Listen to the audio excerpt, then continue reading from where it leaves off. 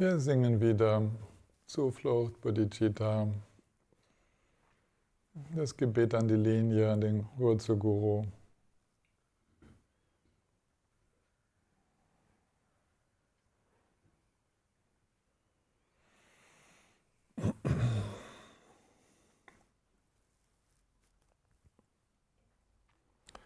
Sangye Chedan Tsogin Chanam Lan Chanjum Badu Dani Kyapsuji Dagi Jinso Jibesanamji Dolam Penji Sangye Dopashu Sangye Chedan Tsogin Chanam Lan Chanjum Vadu Dani Kyapsuji Dagin Jinson Jimbesanamji Dwalam Penji Sangye Dompashu Sangye Chedan Tsogin Chanam Lan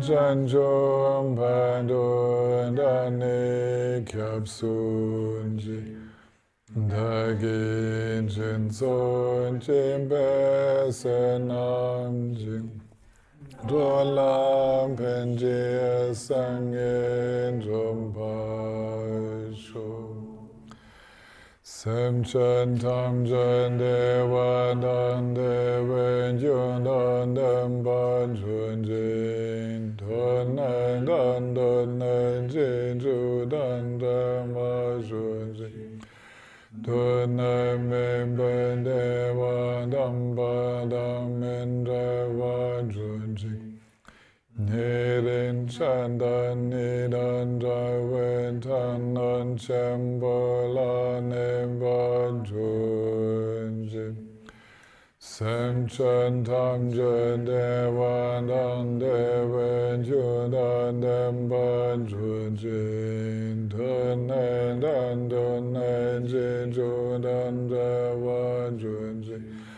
Donan Memben Devadam Badam Indreva Junjin Nirin Chandan Nidan Javen Tanan Chembola Nemban Junjin Semchen Tamchen Devadan Deven Yudan Demban Junjin Donan Dan Donan Jinju Dan Deva Junjin Donan Memben Devadam Badam Indreva Junjin Nirin Chandan Nidan Javen Tanan Chembola Nemban Junjin Semchen Tamchen Devadam Deven Yudan Demban Junjin Donan Dan Donan Jinju Dan Deva Junjin Donan Memben Devadam Badam Indreva Junjin Nirin Chandan Nidan Javen Tanan Chembola Nemban Junjin Pandan Sawela Marempoche Dagin Chewam Pendem Den Sholam Kadin Chempen Gonen Jesonde Koson Toging Adom Zandusa.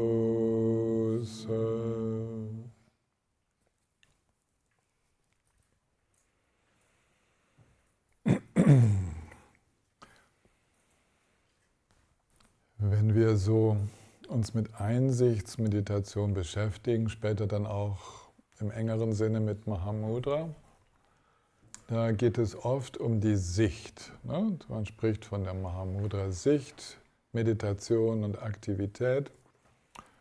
Und aus dem, was wir jetzt schon durchgenommen haben, erneut durchgenommen haben, geht hervor, dass wir es eigentlich mit einer Nichtsicht zu tun haben.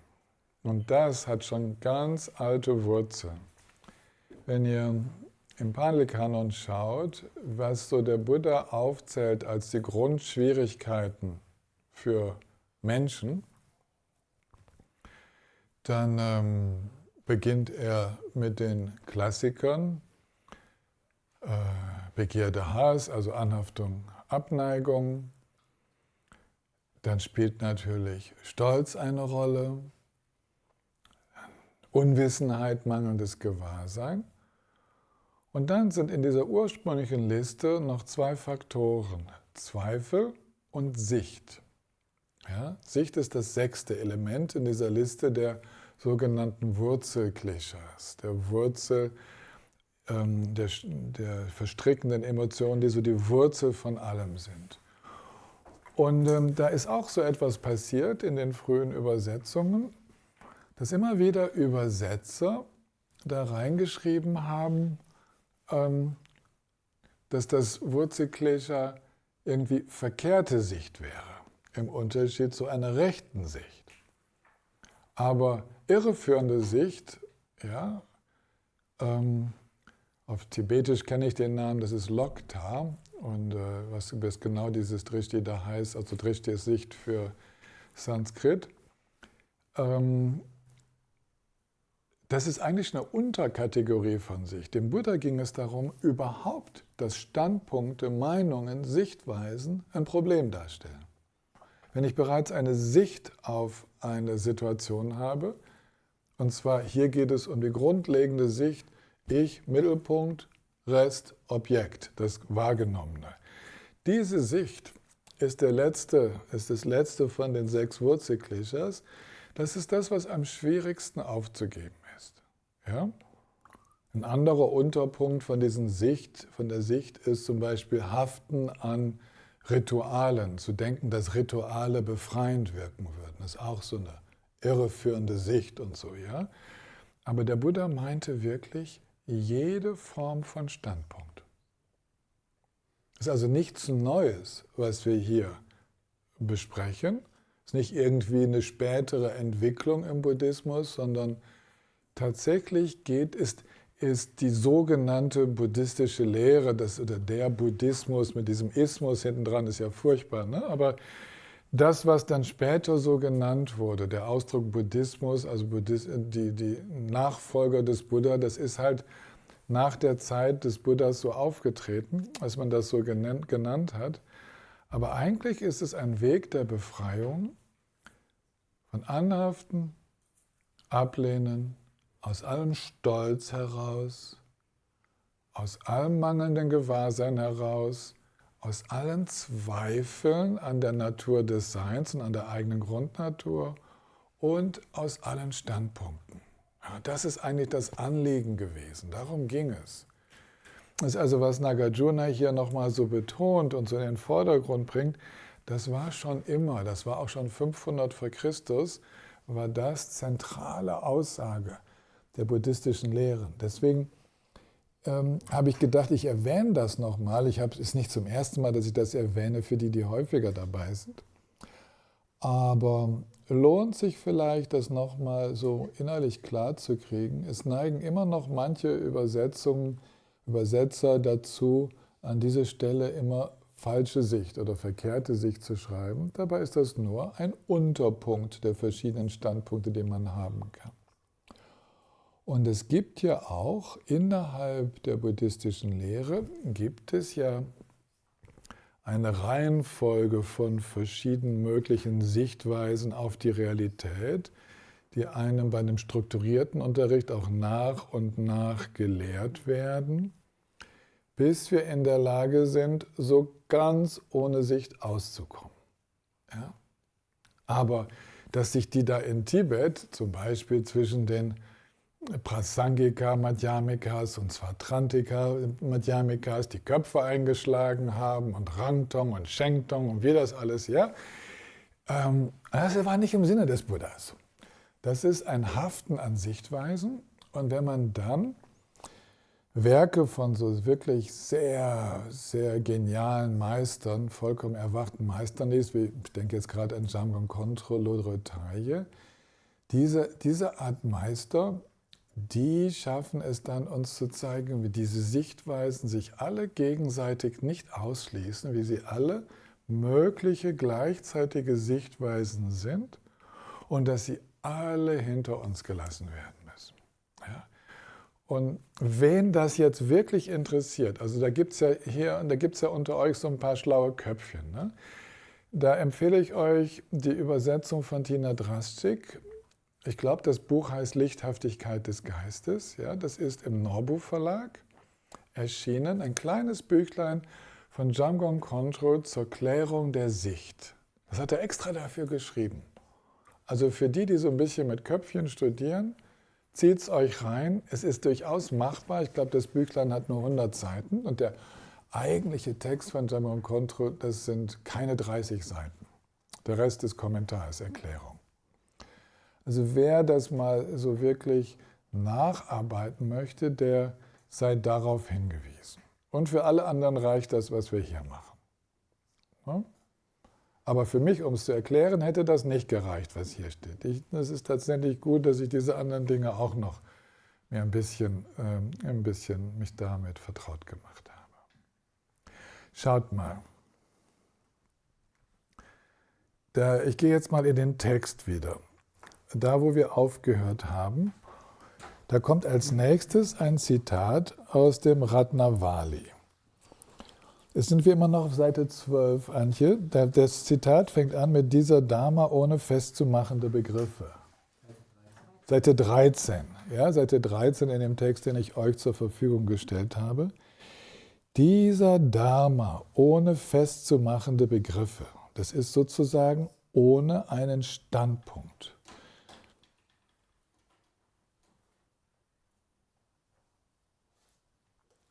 Also ich meine jetzt, der Tobias Dierik hat gerade reingeschrieben, das Buch ist wie die Mitte des wolkenlosen Himmels. Nein, das ist die Lichthaftigkeit, das ist dann also das dickere Buch. Stellt doch die Links einfach rein. Danke, Rike, dass du mich fragst. Beide Bücher sind super gut. Also zurück. Dieser Dharma ohne festzumachende Begriffe, damit ist also ohne einen festen Standpunkt, ängstigt gewöhnliche Menschen. Und diese gewöhnlichen Menschen finden sich mitten unter uns. Ja? Ja, bitte fühlt euch nicht irgendwie hier ans Schienbein getreten. Das ist gar nicht so einfach, ohne etwas Festzumachendes. Ich will ja die richtige Sicht haben. Ich will ja irgendwie das korrekt verstehen und so. Und da wird ja auch so viel Wert drauf gelegt, aber das korrekte Verstehen ist dann über die Antidots, also zum Beispiel das Verstehen der leeren Natur als Antidot für den Existenzglauben. Das Verstehen der Fülle und des abhängigen Stehens als Antidot für den Nihilismus. Ja? Wenn wir mit dem Auflösen des irrigen Glaubens, des täuschenden Glaubens, auch das Antidot loslassen, dann gehen wir jedes Mal weiter, bis wir in einem Sein ankommen, wo es völlig okay ist, einfach nur zu sein, ohne in solche irrigen Annahmen über die Wirklichkeit hineinzuschlittern. Das ist das Anliegen des Mahamudra, des Dzogchen und das ist das Anliegen überhaupt der buddhistischen Tradition.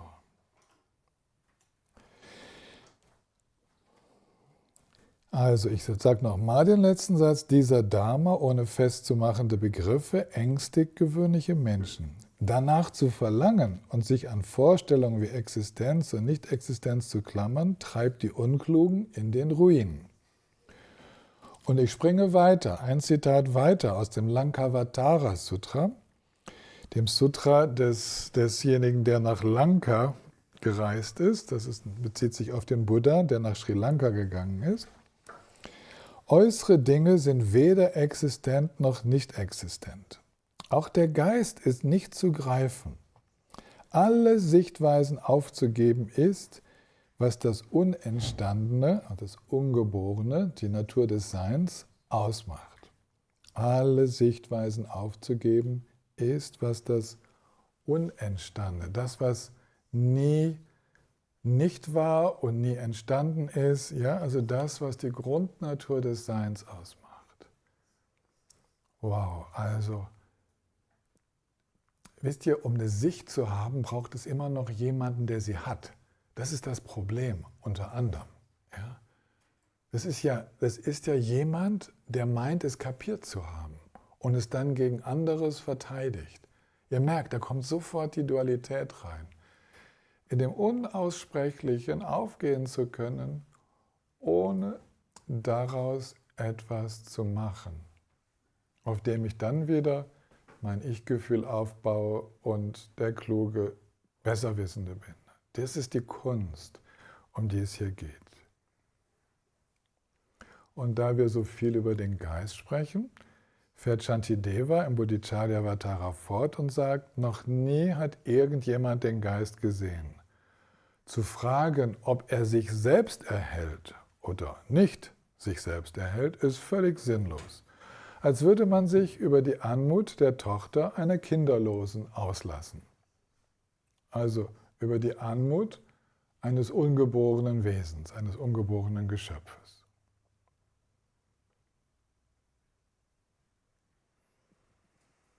Wenn weder Existierendes noch Nicht-Existierendes im Geist gegenwärtig ist, gibt es nichts anderes mehr, was sich manifestiert.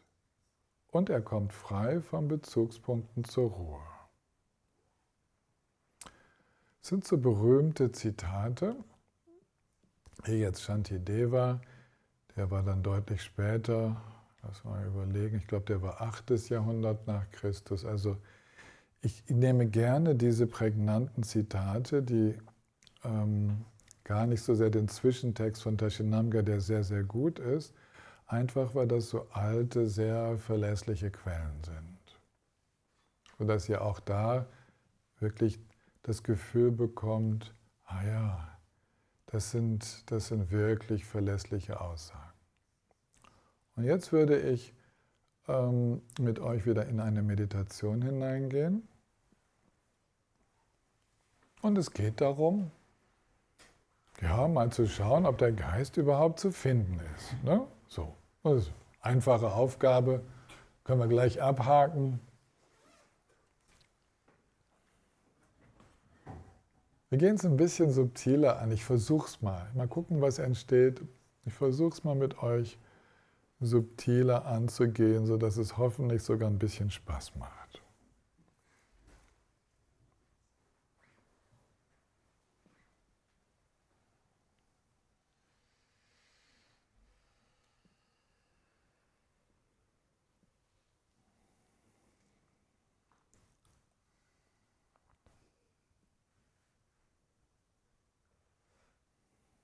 Also, es atmet und wenn ich so in diesem neutralen Ausdrucksweise bleibe, es hört, es Hören findet statt, Sehen findet statt. Okay. In der Umgangssprache ist es das Gefühl, ja, ich höre, ja, ich spüre meinen Körper. Ja, ich habe einen Geist. Das darf auch alles weiter so ausgedrückt werden.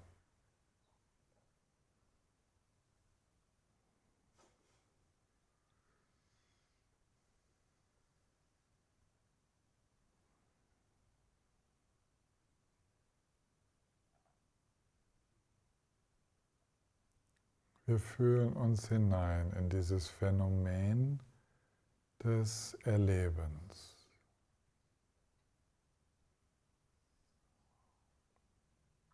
Eines Erlebens, in dem Körper und Geist gar nicht getrennt sind. Alles, was wir Körper nennen, ist zugleich geistiges Erleben, energetisches Erleben, Prana, subtile Energien ist ebenfalls geistiges Erleben, emotionales Erleben.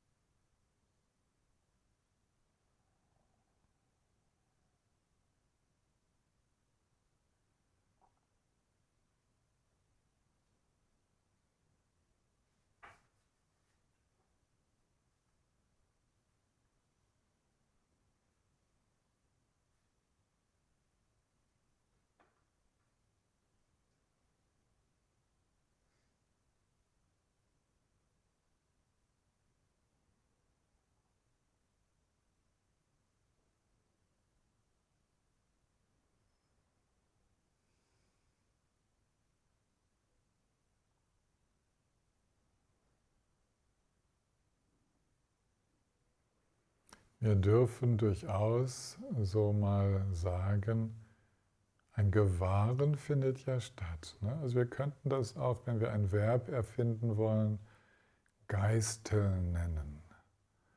Ja, so minding. Ja, es finden lauter geistige Prozesse statt.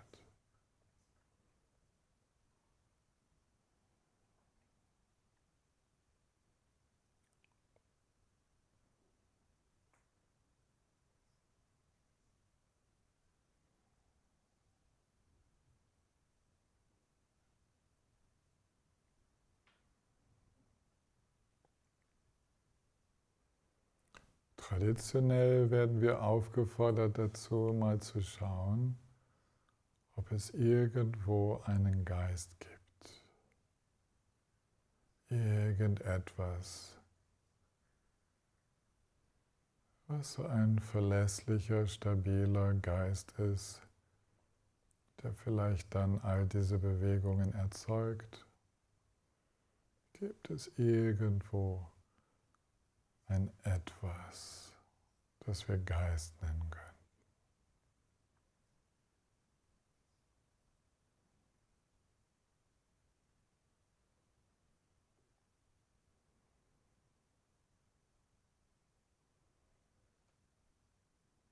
Welche Merkmale müsste dieser Geist haben, wenn wir nach ihm suchen?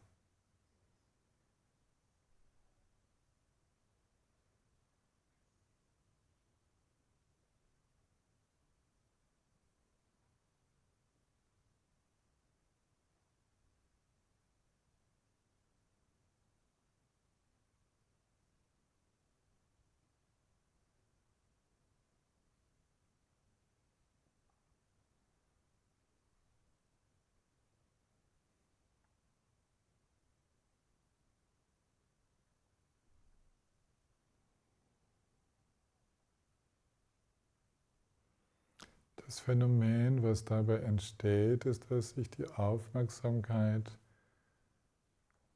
sich selbst zuwendet. Geist versucht, sich selbst zu sehen. Also das Gewahren wird sich seiner selbst bewusst.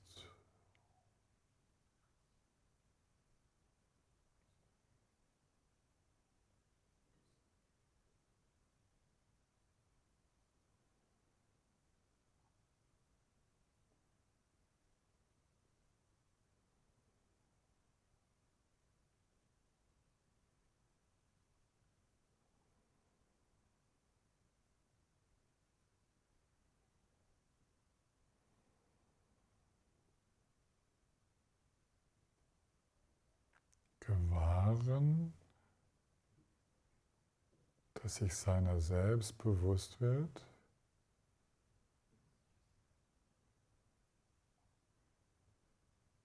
Was geschieht dabei?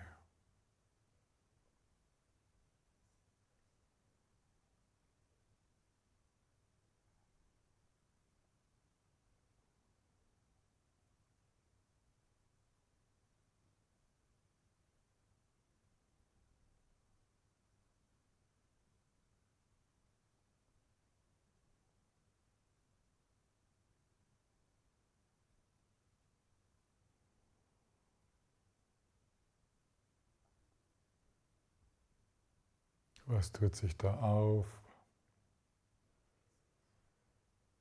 Welche Erfahrungsdimension tut sich da auf?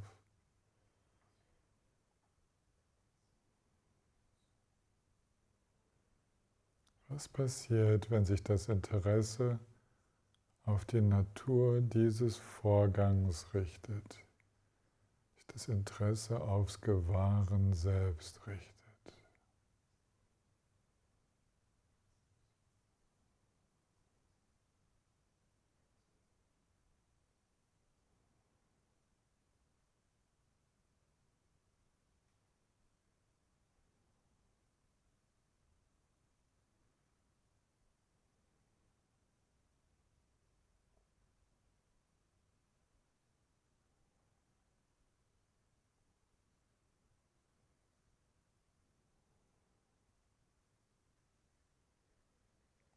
Wie ist es zu gewahren?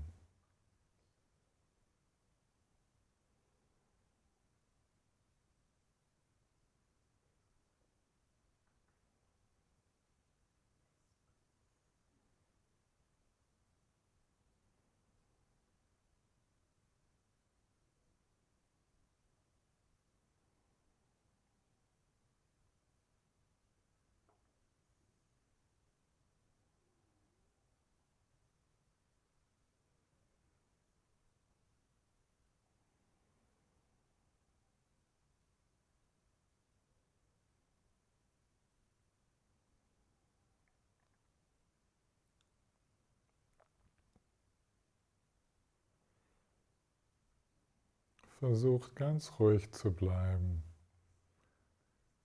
Entspannt euch damit. Es ist nicht durch erhöhte Anstrengung zu erlangen, aber auch nicht, wenn wir uns ständig ablenken.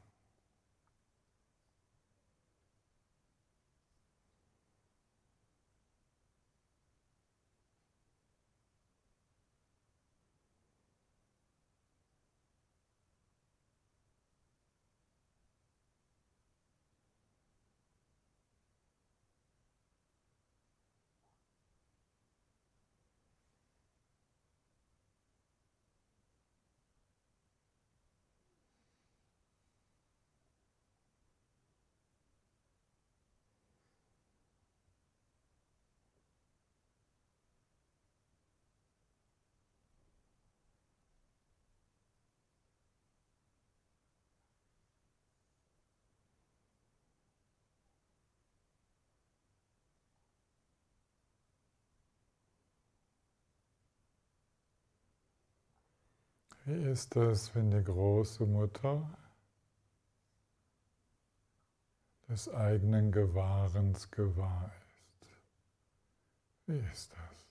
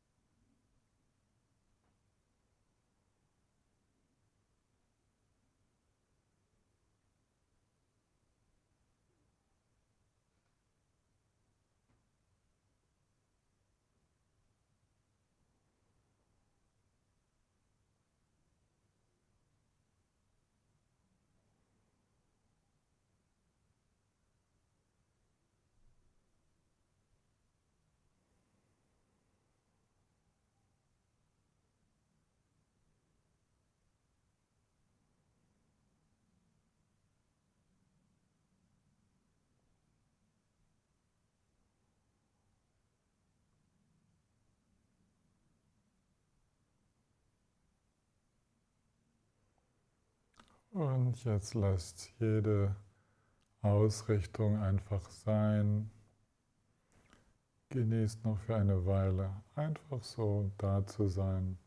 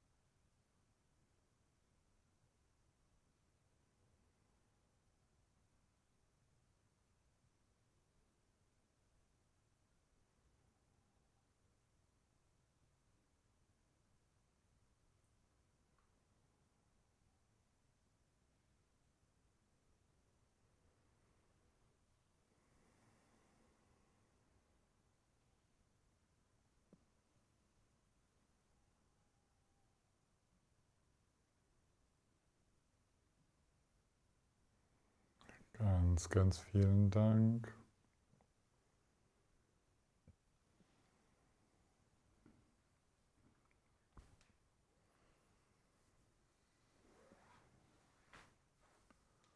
Und noch ein paar Erklärungen dazu.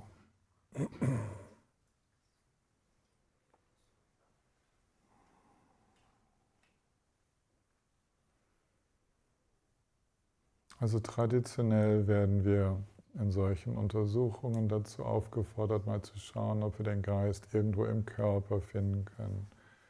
Im Kopf, irgendwo Lokalisation mit Gestalt, Farbe oder so.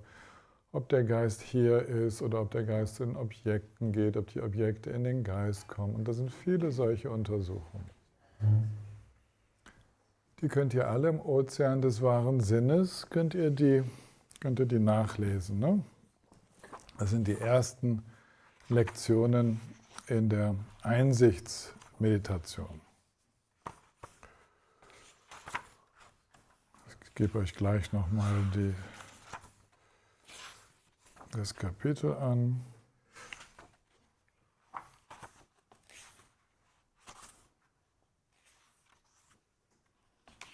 So, gleich habe ich es.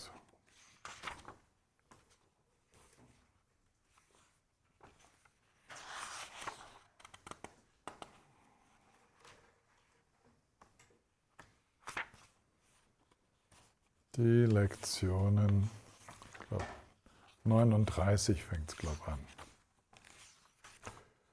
39, nein, 40. Lektion 40, intuitive Einsicht. Von da ab findet ihr viele solche Fragen im Ozean des wahren Sinnes vom 9. Kammerpaar.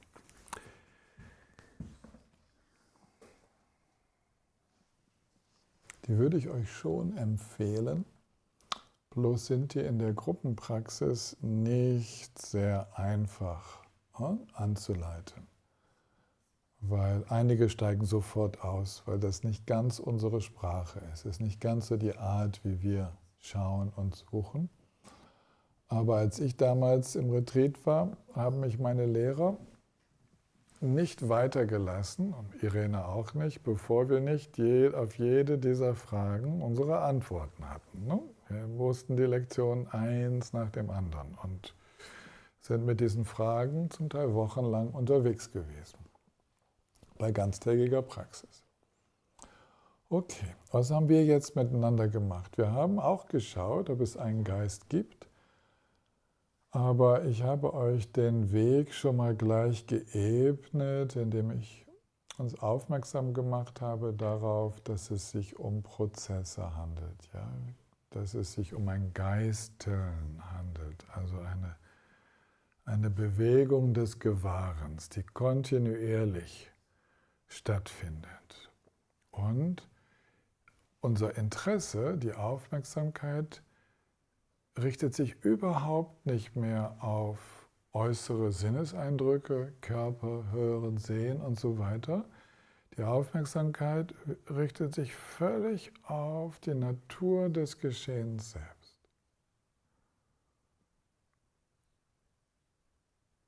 Und da ist nichts an sich zu finden und trotzdem ist es eine ganz klare Erfahrung des Lebendigseins, ohne dass es Inhalte hätte. Das ist die Erfahrung des Tiefschlafs. Das ist die Erfahrung vom klaren Licht im Tiefschlaf. Und das ist auch die Erfahrung, durch die wir hindurchgehen, wenn wir diesen Körper verlassen. Dann hören die Sinneserfahrungen auf und es bleibt nur noch dieses Grundgewahrsein übrig.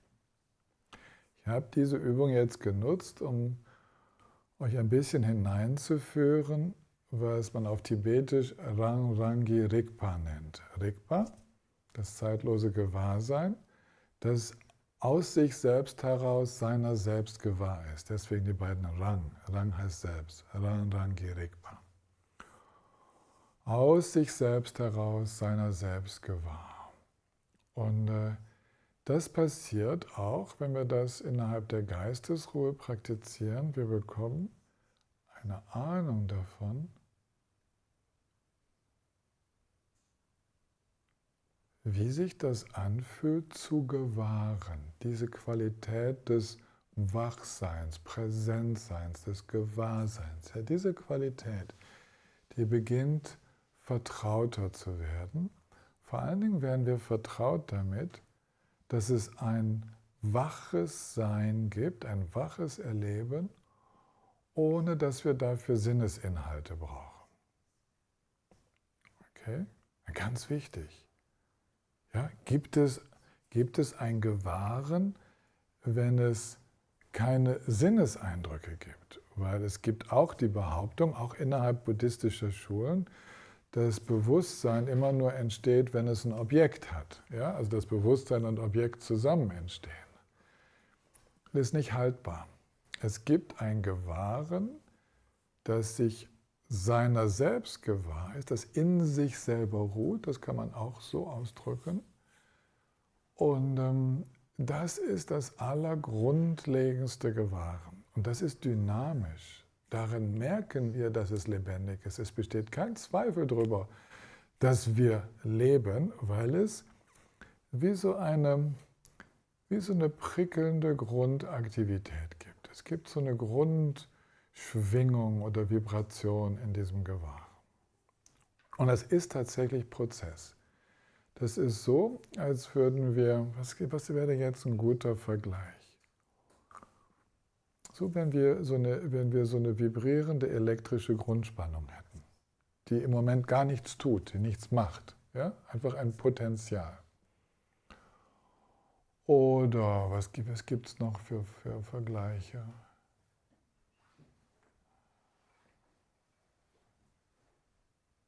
Ja, der andere Vergleich, der wurde hier schon im vorletzten Zitat angesprochen. Zu fragen, ob er sich selbst erhält oder nicht, ist völlig sinnlos.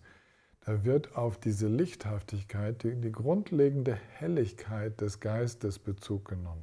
Das ist keine Helligkeit, die sich, wie nennt man das, in Lux messen lässt. Ja, was ist die Einheit?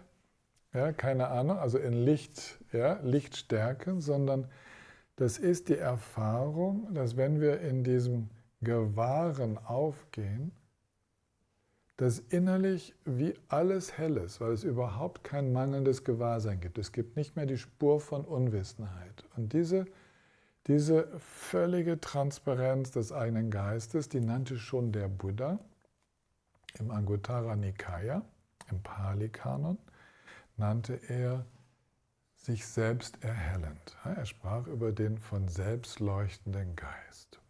Ja, eine Grunderfahrung des Seins. Und so kann man kommt wie mit einem Leuchten in Berührung, das keine Quelle hat. Es ist aber auch kein Licht, sondern es ist einfach nur, so wie ich vorhin Vibration sagte, man sucht irgendwie nach Begriffen, um das verständlich zu machen. Aber es ist sehr deutlich erlebbar, es ist eine völlig klare Erfahrung, wenn wir nachts darin eintreten, im Tiefschlaf, und darin verweilen und Meister, Meisterinnen verweilen da drin regelmäßig und berichten einstimmig über diese Grundnatur des Geistes. Und dass wir im Sterbeprozess dass wir da hindurchgehen. Und dann ist es vielleicht wichtig, das möchte ich euch auch noch erzählen, die Frage ist ja auch, was geht denn weiter? Ja? Wenn wir sterben, und dann heißt es ja, irgendwie da gibt es einen Zwischenzustand und dann gibt es die Möglichkeit, dass noch jede Menge anderes passiert. Und was durch dieses Nadelöhr hindurchgeht, ist dieses Grundgewahrsein mit ganz minimalen Prägungen, das ist so ganz, ganz fein, die dann wieder aktiv werden jenseits. Vor gar nicht langer Zeit, vor 2, 3 Monaten, war wieder ein Mensch bei mir, nicht der Erste, keineswegs der Erste. Ja, ich weiß, ich kenne den Menschen, ja, der hört, glaube ich, sogar zu. Jemand, der ganz deutlich erlebt hat, wie er eigentlich schon gestorben war und sein Herz Stillstand wurde diagnostiziert, sein Gehirn kam zum Stillstand, der Atem war Stillstand. Sie waren schon dabei, ihn in die Leichenhalle zu fahren, ja, im Fahrstuhl. Und diese Person beschrieb dann, konnte sich genau erinnern, wie das Innere vom Fahrstuhl aussieht und dachte, ich muss jetzt was tun, sonst ist hier echt zu spät. Der Chirurg und der Anästhesist waren, glaube ich, beide im Fahrstuhl und er schaffte es, wieder in den Körper reinzugehen und den zu aktivieren. Und die beiden völlig geschockt, dass sie den Körper, den Menschen für tot gehalten hatten, brachten ihn wieder zurück, statt in die Kühlkammer, kam er wieder zurück ans Leben und wachte auf und lebt heute noch. Ja. Und tatsächlich ist das eins von diesen ganz deutlichen Berichten von jemandem, der sogar zurückgekommen ist. Auf Tibetisch hatten die dafür einen Ausdruck. Die hießen Delok, die jenseits, De heißt jenseits gegangen sind und Lok wieder zurückgekommen sind. Solche Phänomene gibt es nicht erst seit unseren heutigen Operationen und ja, so, sondern dieses Phänomen, schon mal jenseits gewesen zu sein und wieder zurückgekommen zu sein, das ist ein vertrautes Phänomen, passiert nicht häufig, passiert selten. Ne? Das sind sehr besondere Berichte von dem, was die da auf der anderen Seite so erlebt haben und wieder zurückgekommen sind. Aber solche Berichte, wenn ihr selbst mal davon hört, die solltet ihr ernst nehmen, weil die sagen uns etwas aus über, was wir Geist nennen, was wir dieses Gewahren nennen. Es ist besser. Gewöhnt euch einfach mal an, das mit einem Verb auszudrücken. Dass dieses Gewahren tatsächlich weitergeht und sich ausgestalten kann zu ganz neuen Szenarien. So wie im Traum, aber es ist auch Neues möglich, was wir so uns gar nicht erträumen würden. Es sind Lernprozesse und so weiter. All das ist möglich. Und das ist mir ein großes Anliegen, dass wenn wir jetzt in den nächsten Jahren weiter den Geist erforschen und so, dass wir nicht denken, den Geist gäbe es nicht. Auch nicht denken, den Geist gibt es als solches. Dass wir mit diesen Prozessen des Gewahrens vertraut werden, die aus sich heraus stattfinden. Die sind nicht von Bedingungen abhängig. Deswegen das erste Rang, Rangrik, aus sich heraus gewahr und Rang, Gerikwa, seiner selbst gewahr. Das heißt, die in sich selbst ruhend. Und das ist für euch, ich möchte euch das mitgeben, das ist eigentlich so, was mit Grundnatur des Geistes gemeint ist. Das ist ein non-duales Gewahrsein, wo es kein Subjekt und Objekt gibt, das sich aber dann wieder ausgestalten kann, zu einem normalen Erleben, wie wir es jetzt kennen, mit Subjekt, Objekt. Und auch jederzeit sich wieder seiner eigenen Grundnatur bewusst werden kann, in einem non-dualen Sinne. Okay? Das wollte ich euch noch mitgeben vor der Pause. Wir machen natürlich wieder die Pause, ist jetzt wieder Zeit, treffen uns wieder um 3:55 und dann geht es weiter. Wer Lust hat, kann ja die nächste Passage schon lesen, die ist ein bisschen länger. Da heißt es dann, eine Zusammenfassung hiervon gibt es auch im ersten Teil von Bhavana Krama, den Stufen der Meditation von Kamalashila. Das ist ein längeres Zitat über den Geist, der so ein paar von den scheinbar paradoxen Eigenschaften des Geistes aufzeigt. Aber nur, falls ihr Zeit habt, zwischen Kaffee und Kuchen oder einem Spaziergang und so weiter, überhaupt noch was zu lesen. Ich gucke mal, wie weit ich uns da gleich mal hineinführe und dann kommt schon die nächste Meditation.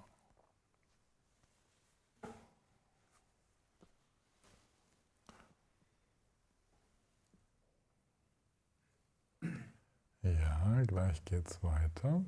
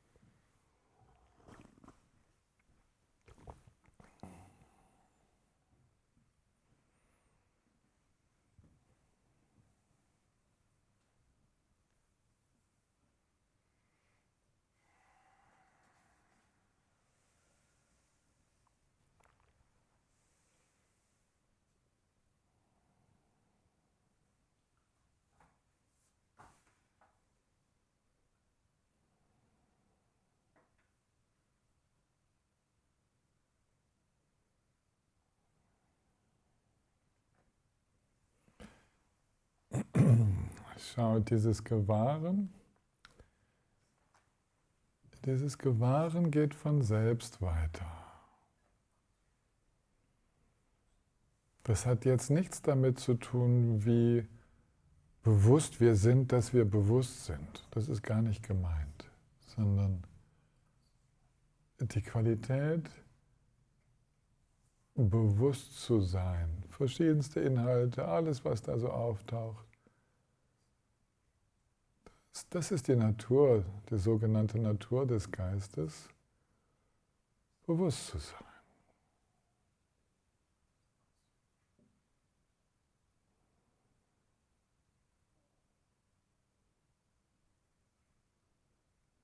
Und da kommen wir in so eine zeitlose Qualität hinein, wenn wir in dieses bloße Gewahren hineinfinden, wo wir merken, wo auch eine Gewissheit entsteht, dass der Geist kein Ding ist, das geboren wurde und das dann irgendwann mal zerfällt oder so, weil die Bedingungen nicht mehr zusammenkommen.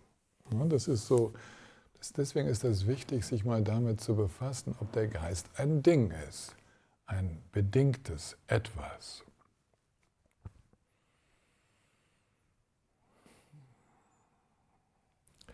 Wenn wir so tagtäglich meditieren, brauchen wir uns diese Frage nicht ständig zu stellen.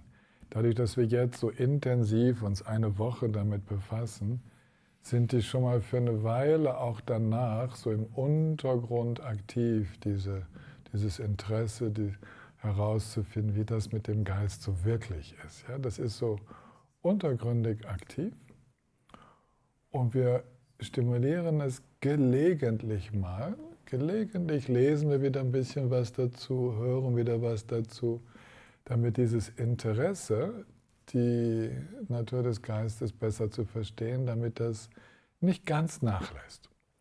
Aber wenn es so stark stimuliert worden ist, wie jetzt, diese Tage, dann brauchen wir nichts extra dafür zu tun. Es muss nicht so ein bewusstes Suchen sein. Das bewusste Suchen nach einer Antwort ist nicht das, was die größten Erfolge zeitigt, sondern so ein Wachsein dafür. Also, wie soll ich das sagen? Wenn ich durch diese Mahamudra-Unterweisung von Genten Rinpoche nicht aufmerksam darauf gemacht worden wäre, wie das mit dem Geist ist, wenn er so ganz entspannt ist, dann wäre mir der ja gar nicht aufgefallen in diesen Lücken, wenn nichts Besonderes da ist. Ja, diese Lücken, die man auch Non-Dualität nennt. Wenn der Geist von selbst in seiner Grundnatur ruht. Diese Lücken, die sind täglich da für jeden von uns. Und wenn die Mahamudra-Unterweisung mich nicht aufmerksam gemacht hätte, dann wären mir diese unspektakulären Lücken nicht aufgefallen. Die sind eben gar nichts Besonderes. Deswegen nennt man diesen non-dualen Geist im Mahamudra ja auch den gewöhnlichen Geist, den ordinären Geist. Weil es der Geist ist, dieses Bewusstsein, das alle Menschen, alle Lebewesen haben, das die Grundnatur ist, haben, nicht als dual gemeint, so niemand besitzt das, das, was die Grundnatur aller Lebewesen ausmacht. Und es ist so einfach und so unspektakulär, ganz anders, als was wir vielleicht hören und denken, wenn wir von so spektakulären Erleuchtungserlebnissen hören, die oft keine sind. Aber dieses Spektakuläre und das, was man da so beschreiben kann, sehr danach riecht, als wären es noch dualistische Erfahrungen. Das, was mit Mahamudra oder mit Grundnatur des Geistes gemeint ist, ist ein einfaches Sein. Wir kommen wieder zurück auf das, was wir gestern, vorgestern angesprochen haben. Ein einfaches Sein mit einer nicht fassbaren Qualität. Und diese nicht fassbare Qualität des Erlebens, das ist ein sehr, sehr guter Ausdruck, diese nicht fassbare Qualität, die zieht sich durch alles hindurch. Es ist nicht so, dass die irgendwann weg wäre und plötzlich wären die Dinge greifbar und hätten einen Wesenskern, sondern keinen Wesenskern zu haben, das zieht sich durch alles hindurch.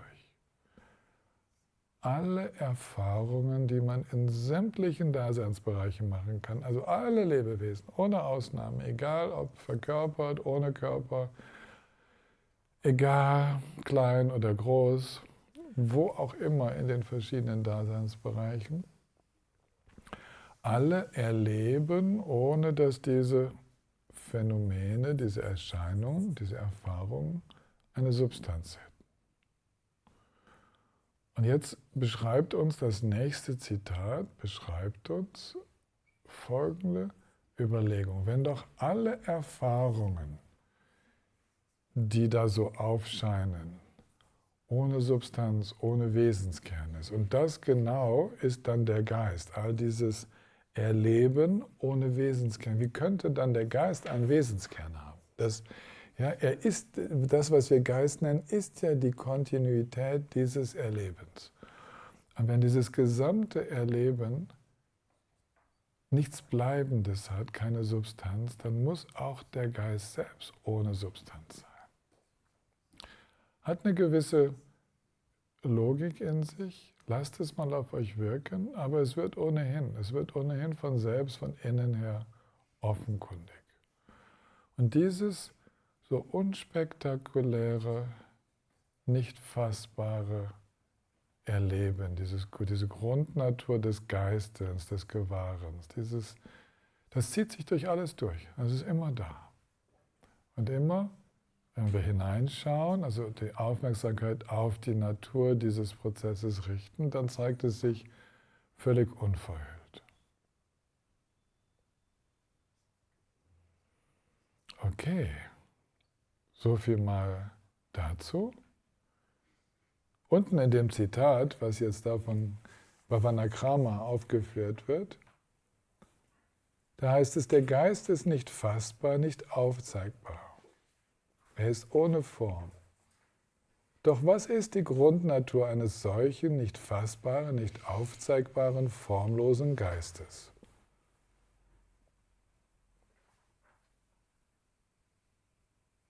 Kasyapa, wenn du nach dem Geist suchst, wirst du ihn nicht finden. Was du nicht finden kannst, kannst du nicht beobachten. Und was du nicht beobachten kannst, erscheint weder in der Vergangenheit noch in der Zukunft oder Gegenwart. Das wollen wir jetzt untersuchen. Das ist nochmal eine kleine Verästelung. Es geht immer weiter mit dem Untersuchen dessen, ob sich vielleicht der Geist in der Vergangenheit, in der Gegenwart oder Zukunft finden lässt. Und ich blättere bereits weiter, weil die Antwort uns ein wenig hilft zu entspannen. Auf diese Weise verschaffe die Gewissheit, dass alle Phänomene Geist sind. Also alles Erleben ist Geist. Um dann als raumgleiche Erfahrung den Geist selbst in seiner Grundnatur zu erkennen. Diese raumgleiche Erfahrung, dieses weite, gewahre Sein ohne Mittelpunkt und ohne Grenzen. Das wird der Raum der Phänomene genannt, Dhammadhatu. Das kommt im nächsten Zitat von Maitreya und Asanga im Sutra Lankara. Frei von allem Greifen im Raum der Phänomene ruhen. Frei von Subjekt und Objekt, dann nennen wir das Dhammadhatu.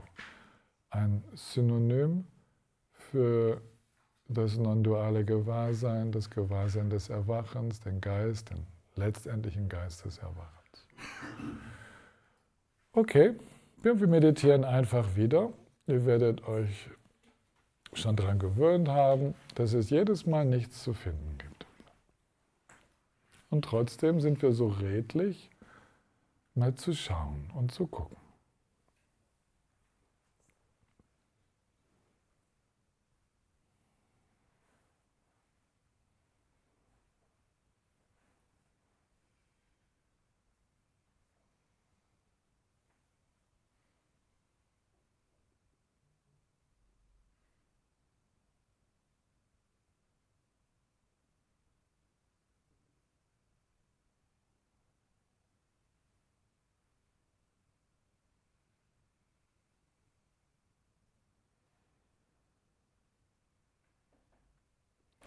Die Frage, die uns hier im Lakton, im Kapitel über intuitive Einsicht gestellt wird, ist zu untersuchen, ob der Geist vielleicht in der Zeit existiert.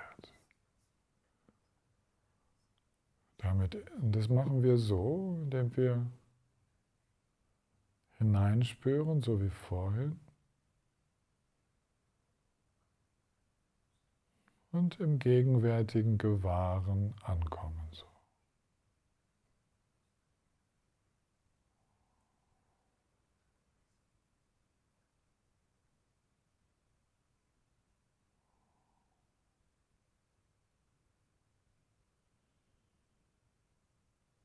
Und dann schauen wir mal, ob das Gewahren, was jetzt gerade stattfindet, als ich vorhin das Wort jetzt gesagt habe, ob wir dieses Gewahren noch finden können. Was passiert mit dem Geist aus dem Moment, der schon vorbei ist?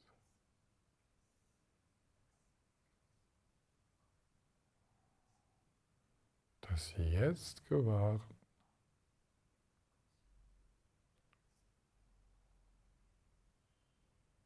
Wo ist es, wenn das neue Jetzt da ist?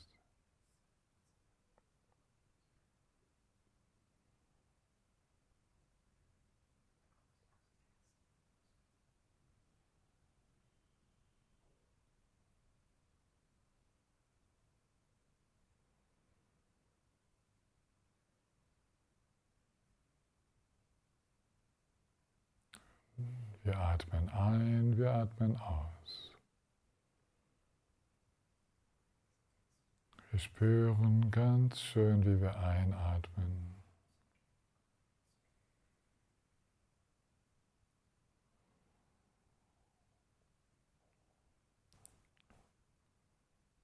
Wo ist jetzt das Gewahrsein vom letzten Einatmen?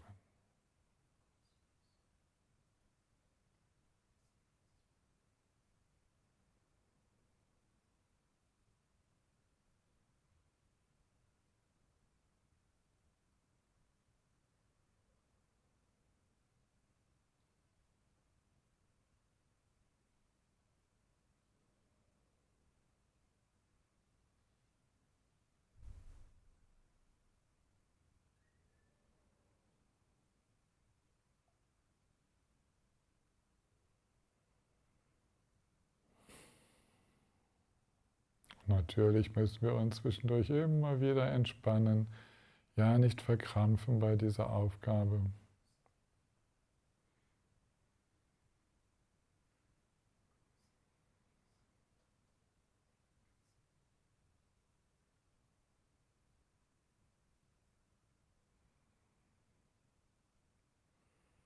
Jetzt, wo ich gerade diesen Satz verstehe.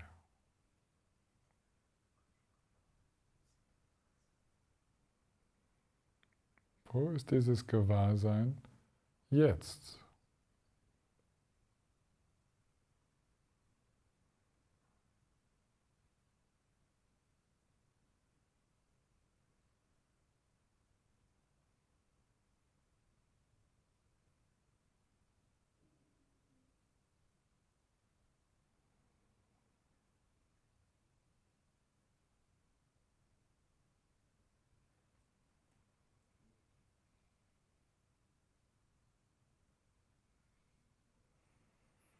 Und mal alles üben sein lassen.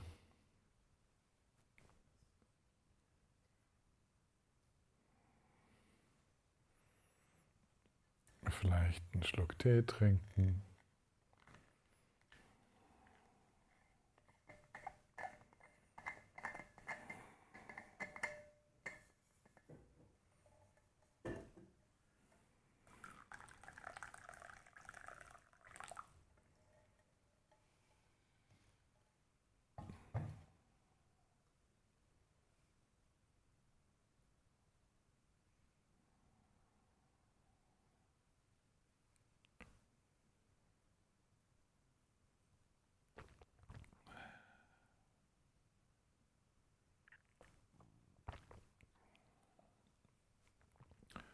Und schon geht es weiter.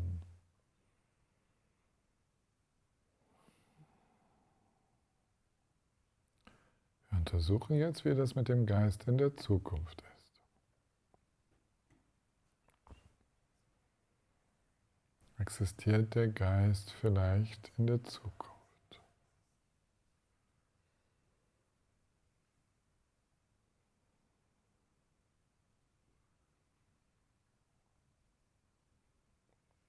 Wie ist das? Gibt es da schon einen Geist zu finden, der sich mit dem übernächsten Atemzug als das Jetzt-Gewahrsein zeigen wird?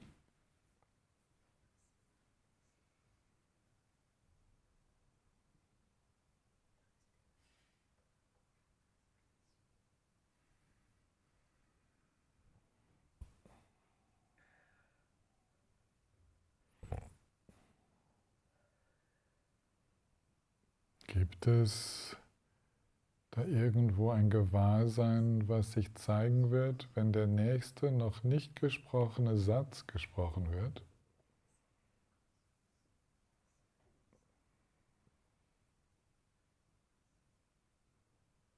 Es kann irgendein Satz sein.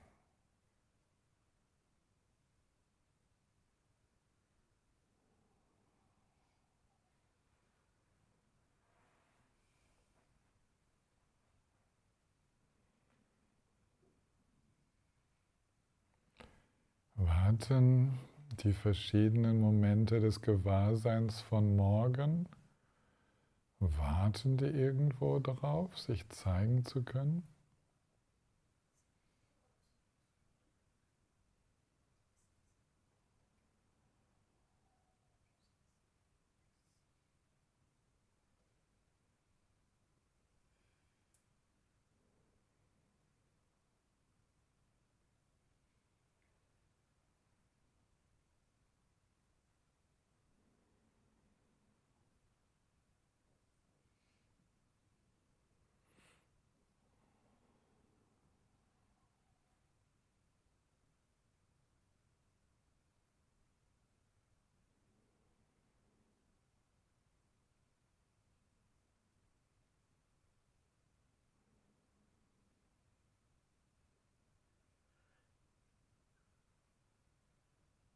Und dann wenden wir uns dem Jetzt-Gewahrsein zu, dem gegenwärtigen Gewahrsein.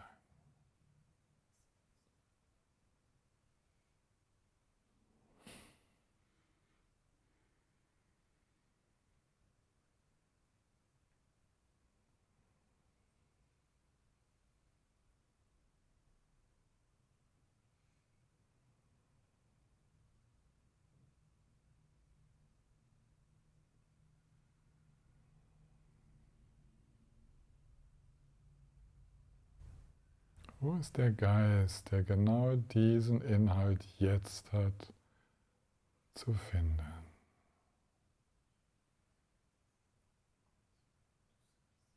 Dieser Geist, der irgendwo zwischen Zukunft und Vergangenheit jetzt ist.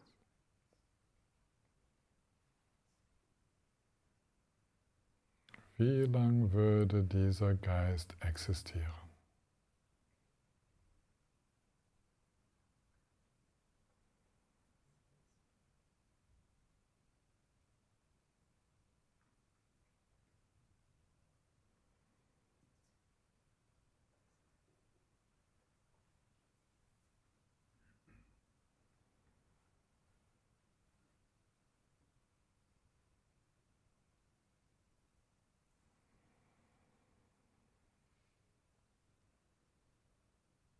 Fühlt noch ein paar Mal hin, wie es sich mit diesem gegenwärtigen Bewusstsein verhält.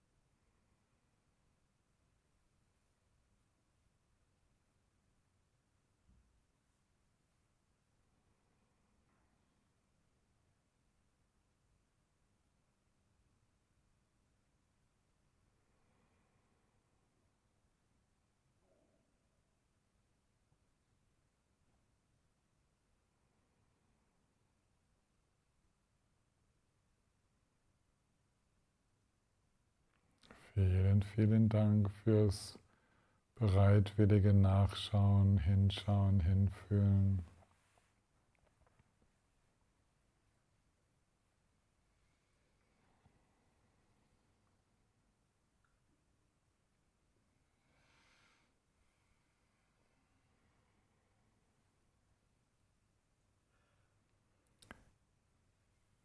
Und damit man sagen könnte, dass es einen Geist gibt,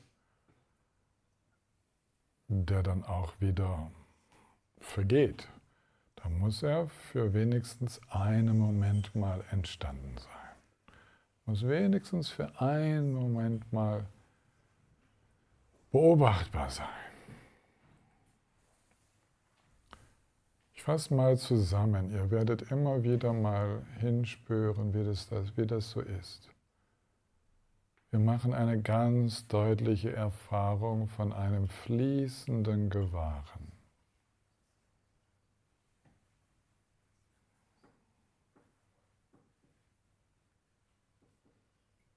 Das ist in der deutschen Sprache so wunderbar auszudrücken. Das würde man auf Französisch, würde man das irgendwie conscienté, würde man das nennen. Ja? Ne? Das ist dieses Gewahren im Prozess. Mhm.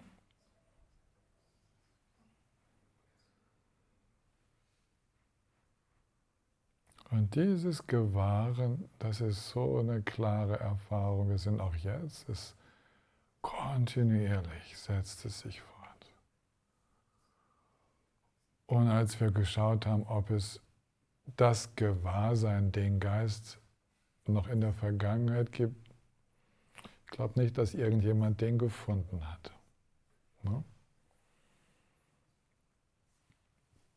Im Weitergleiten löst sich das Gewahren, was eben noch so deutlich war, löst sich ins neue Gewahren hinein auf. Und das ist sehr, sehr ähnlich wie ein Fluss. Ne? Wenn wir die Strömung eines Flusses betrachten, bloß sind wir hier nicht der Beobachter, sondern wir sind dieses Erleben, wir sind der Fluss. Also wir als Fluss sind nicht für einen Moment gleich. Es gibt nicht den Fluss. Es gibt nur das Fließen, gemäß den verschiedenen Bedingungen. Okay? Also der Fluss, den ich eben noch gesehen habe, der ist nicht irgendwo hingegangen und existiert noch. Das war dieses augenblickliche Erleben und ohne Substanz. Es braucht gar nirgendwo hinzugehen, geht einfach im nächsten Erleben weiter. Und so ist das auch mit der Zukunft. In dem Plätschern des Flusses, nehmen wir mal an, der kommt von da so angeflossen, in dem Plätschern des Flusses ist die Wellenformation, die jetzt erlebt wird, zwar potenziell möglich, aber noch nicht da. Es ist nicht, dass sich da ein Bild von dem Fluss heranschiebt, was jetzt dann sichtbar wird. So ist es auch mit dem eigenen Erleben. Es ist nicht so, dass sich da ein Geist heranschiebt, der einen bestimmten Inhalt hat und der dann wie auf einem Foto, auf einer Leinwand so, wie ein langsam geschobenes Diapositiv so an uns vorbei wandert und dann ist es immer noch da. Nee. Im jetzigen Erleben manifestiert sich dieses jetzige Gewahren mit seinen ganz besonderen Stimmungen, Inhalten und so. Und dieses jetzige Gewahren, das war das dritte, was wir untersucht haben. Das spüren wir ja die ganze Zeit. Es ist ja, während ich spreche, gerade aktiv.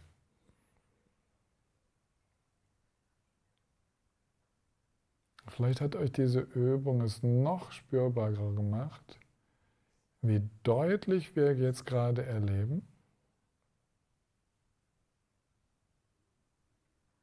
und wie es nicht fassbar ist, weil es nicht für einen Moment stillsteht.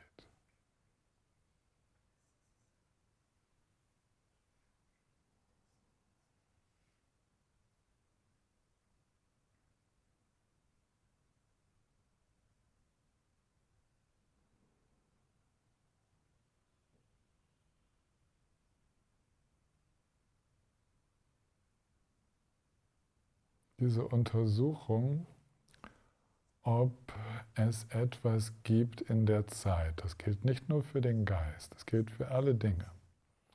Die ist extrem wichtig, weil wir in dem Glauben leben, es hätte mich schon in der Kindheit gegeben, es gab mich, als ich geheiratet habe, es gibt mich jetzt, wo ich unterrichte, und es wird mich geben, wenn ich dann mal sterbe, und das ist furchtbar. Ja? Na, vielleicht auch nicht, vielleicht ist es eine Erleichterung. Das sind ja nur so Behauptungen. Aber dieses Gefühl, es gibt mich, das bedeutet so viel wie es gibt mich, da muss es auch den Geist geben. Ein Ich ohne Geist geht nicht. Also ich muss wenigstens Teil des Geistes sein, wenn ich nicht der ganze Geist ist. Ja? Man kann sich ja alles Mögliche vorstellen. Aber diese Überzeugung, es gibt mich in der Zeit, die ist unglaublich tief. Du, was du gestern mit mir gemacht hast, gestern, was du gesagt hast, ja? Wusch, und ich bin identifiziert mit dem Bild von gestern. Das geht ruckzuck. Wow, so tief sitzt das. Ja? Und du, wenn du so weitermachst in der Zukunft, ja, was in der Zukunft ja noch drohen wird, schon haben wir das Gefühl, wir projizieren uns in die Zukunft und die kommt und die kommt und die ist irgendwie schon festgelegt, wenn das so weitergeht. Ja? Und diese Festlegung von uns selbst in Vergangenheit, jetzt und Zukunft, die sind ganz schön stark.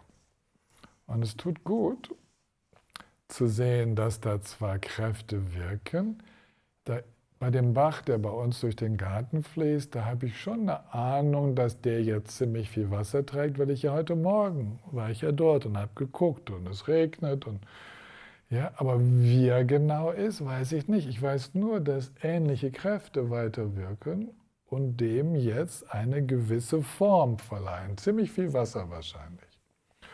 Und so weiß ich auch bei einem menschlichen Geistesstrom, dass dieser Geistesstrom, wenn die ähnlichen Kräfte weiterwirken, dieselben sind es nie, sie verwandeln sich ja auch, die Kräfte, die in uns wirken, die Motivationen, die Ängste, die Bedürfnisse und so, wenn die weiterwirken, dann haben wir eine Ahnung davon, wie es sein könnte. Ja, okay. Aber das ist nicht festgelegt. Da ist ein immenses Gestalten am Weg. Das zukünftige Jetzt, ja, das zukünftige Jetzt ist noch nicht festgelegt. Es ist in einem dynamischen Prozess und wird erst in diesem nicht fassbaren, augenblicklichen Erleben. Da wird es erfahrbar als ein gleitender Prozess.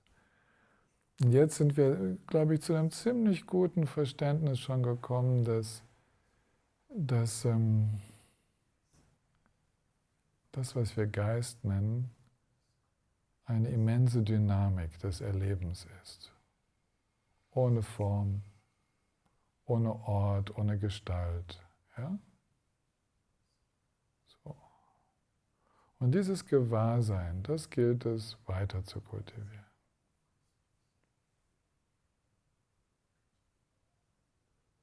Das hilft uns, aus Identifikationen auszusteigen.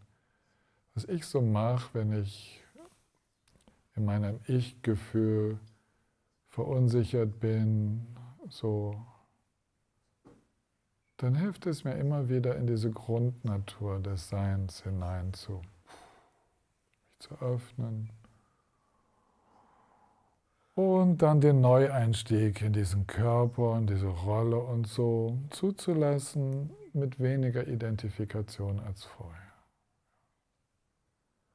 Und manchmal gelingt es, das gleichzeitig zu haben. Da sind wir gleichzeitig in der Rolle und zugleich nicht identifiziert, sind in diesem fließenden Gegenwartsbewusstsein. Das geht. Es muss nicht so eine Pendelbewegung sein. Die Pendelbewegung ist, wenn wir uns verheddern, um dann mal wieder auszusteigen, um dann wieder ins Fließen zu kommen und weitergehen zu können.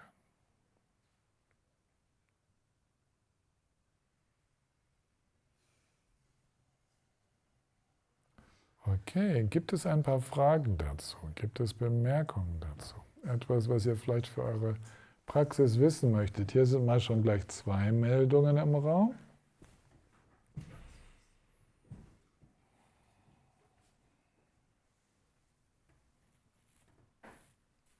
Und dann kommt die Gabi, also ich nehme mal Sebastian und Birgit und dann kommt die Gabi dran. Und dann die Anja.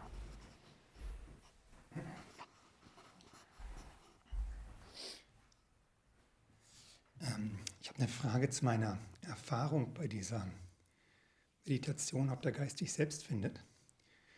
Weil die innere Bewegung, die ich erlebe, völlig anders ist als bei diesen Mahamudra-inspirierten Meditationen. Bei den Mahamudra-inspirierten Meditationen erlebe ich primär eine Expansion des Geistes. Also man kommt in eine Weite und das Erleben fließt durch und das Ich verliert sich da hinein. Und dann gibt es diese schmelzende Intensität, wo man schon dieses Gewahrsein spürt, aber völlig vermischt mit der Sinneserfahrung. Bei der letzten Meditation vor der Pause erlebe ich vielmehr, dass es, um diese Forschung zu machen, wie eine Konzentration des Geistes braucht. Also ich erlebe das wie so ein Zusammenziehen und fast wie so ein Brennglas. Also Geist, ich würde nicht wirklich sagen Kontraktion, weil es hat keine Verhärtung, aber eine enorme Intensivierung und Verdichtung des Geistes. Ja, das ist richtig. Genau, und da wäre die Frage, ob das die richtige Richtung ist, weil es sich völlig andersrum anfühlt. Ja, das sind 2 sehr verschiedene Arten und Weisen. Das, was wir jetzt gerade geübt haben in der vorletzten Übung, ist dieses Spüren nach innen, wo durch das Interesse für die Grundnatur des Geistes all die Sinneserfahrungen unwichtig werden.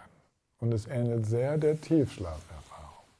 Ja? Wo auch es findet kein Träumen statt, es finden keine Sinneserfahrungen statt, der Körper und so wird nicht gespürt. Der Geist ruht in seiner eigenen Grundnatur. Diese Übung ist genau so, wie du es sagst. Du hast etwas stärker dieses Konzentrative erlebt. Tatsächlich ist es das Wegfallen jeglichen Interesses für alles an Sinneseindrücken, bei vollem Interesse für die Qualität des Gewahrens, des Erlebens. Es braucht wie so eine Initialkonzentration. Genau, und wenn so man das mal hat, dann ja. kann es sich von da wieder entspannen. Ja, aber sobald die braucht es nicht per se, die braucht es, weil das so ungewohnt ist. Ja, und weil die Sinneserfahrung so laut ist. Nö, die Sinneserfahrung ist immer laut. Nee, das ist nur, weil du es noch nicht so gewohnt bist. Das geht mit einem einfach Loslassen, ohne irgendeine Konzentration. Da ist überhaupt keine Anstrengung notwendig für diesen Prozess. Für dich war Anstrengung notwendig, weil du noch hingezogen warst zu den Sinneserfahrungen. Okay. Die sind immer laut. Okay. Auch wenn wir, weißt du, wenn nicht viel passiert, die sind immer sehr interessant für denjenigen, der sich dafür interessiert. Dann braucht es Konzentration. Dann ist es so, als würde die Aufmerksamkeit ein bisschen so wie über eine Hürde hinüber nach innen gerichtet werden. Das ist, was du beschreibst, sehr gut nachzuvollziehen. Und während das andere, das sind beides Mahamudra-Instruktionen.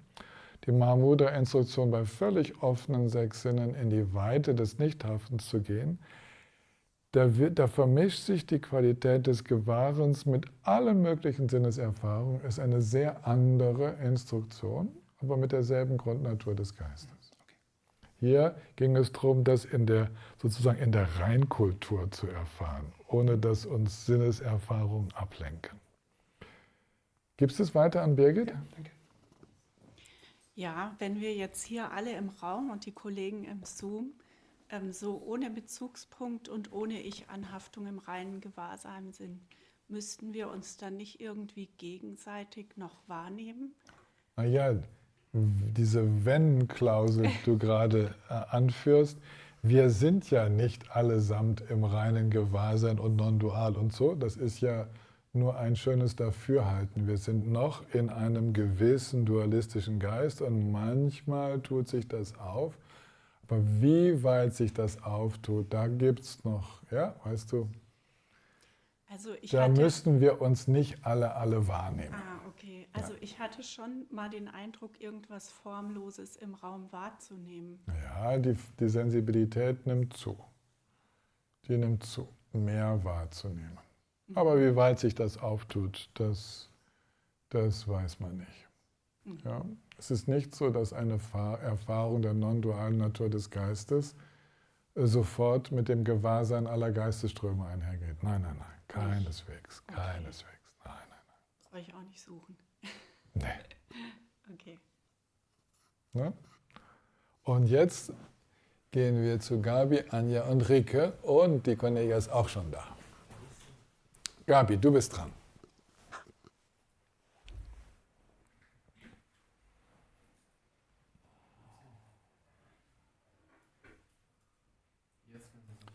Ups, jetzt kannst du dich freischalten. Du müsstest dich noch mit deinem Audio freischalten. Ja, ich kriege das, was ich in der Meditation erlebt habe, nicht so ganz überein mit dem, was mir mein Verstand darüber erzählt. Oh ja, erzähl mal. Also, das ist klar, ich habe erlebt, dass es das Gewahren nicht in der Vergangenheit gibt, dass es nicht in der Zukunft stattfindet. Und, aber in der Gegenwart, also im Jetzt, war ich gewahr. Ja, natürlich. Ne? Oh, aber mein Verstand, was der jetzt erzählt, der sagt, ja, wie lang ist denn das jetzt? Ja, das ist doch eine gute Frage, oder Gabi? Zwischen Vergangenheit und Zukunft. Jetzt versuch doch mal zu beschreiben, wie lang das jetzt ist. Also das ist eigentlich, es ist keine Zeit. Ja, Es ist eigentlich nicht ja, da. Gabi, genau. Es ist eigentlich keine Zeit. Das Jetzt ist nicht festlegbar. Es gibt keine so kleinsten Momente, wo es dann so tup, tup, tup, tup, tup, tup, so wie, wie ein Zeiger in der Uhr kann das ja machen. Der kann ja so springen, ne? So zittern irgendwie. Aber es gibt kein so Staccato-Erleben. Es gibt kein so zitterndes Erleben von Moment zu Moment. Gibt's nicht. Es fließt. Also es gibt keinen diesen Moment. Nee, gibt's nicht. Und die lügen ja alle, die über Momente sprechen. Weißt du, und wenn es diesen Moment nicht gibt, dann denke ich, dann kann es in diesem Moment auch kein Gewahrsein geben. Ja, da sind wir uns einig. Aber was erlebe ich denn dann? Ha, ein nicht momentanes Gewahrsein. Das ist nicht an Momente gebunden. Es ist ein fließendes Gewahrsein, ein unbehindertes Gewahrsein, was nicht von Schachtel zu Schachtel springt. Also es ist irgendwie undefinierbar. Ja, es ist ein Gewahrsein, was ohne die Vorstellung von Zeit auskommt. Das ist es. Na, das ist, du hast genau das Richtige. Der Verstand, der war super. Ja? Okay, danke.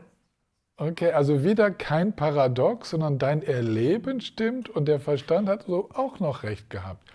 Aber es ist gar kein Paradox, sondern tatsächlich ahnst du was von diesem zeitlosen Gewahren, was nicht in der Zeit, in Zeiten gebunden ist. Ja? Wunderbar. Okay, wir gehen weiter zu Anja.